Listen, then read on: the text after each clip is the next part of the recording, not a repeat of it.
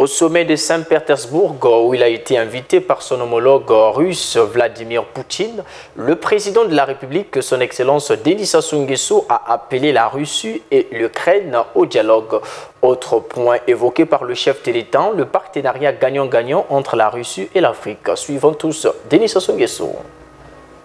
L'accueil particulièrement chaleureux qui nous a été réservé à moi-même et à ma délégation, et la satisfaction de prendre part à ce deuxième sommet Russie-Afrique m'amène à adresser mes sincères remerciements à M.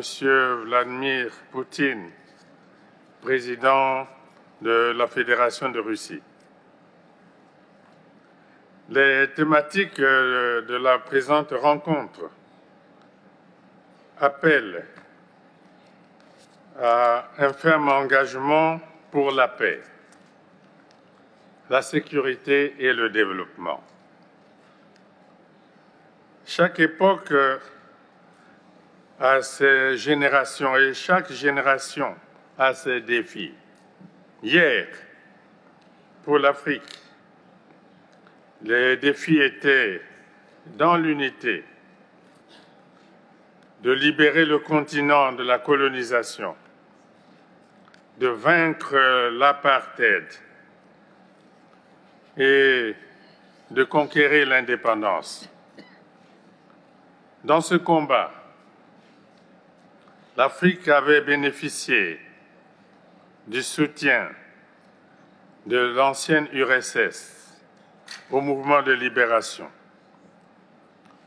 Le tout dans un élan de solidarité appelé à l'époque l'internationalisme.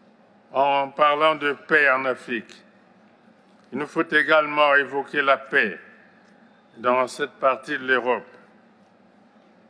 C'est pourquoi j'en appelle ardemment à la fin du conflit russo-ukrainien. La sagesse africaine enseigne que l'herbe fait toujours les frais d'une rivalité ou d'un duel entre éléphants. Tel est le cas du blé qui a intégré les habitudes alimentaires de la plupart des pays africains, aujourd'hui confrontés à des pénuries qui ont un réel impact sur le quotidien de leur population. Pour une solution adéquate au conflit russo-ukrainien, l'initiative africaine ne doit ni être négligée, ni être sous-estimée. J'apprécie la position prise tout à l'heure par le président Poutine sur ce sujet. Une fois de plus, l'optimisme reste de mise, tant pour l'éventail des préoccupations qui seront abordées au cours de ce sommet, que pour la restauration de la paix dans cette partie du monde qui nous accueille aujourd'hui.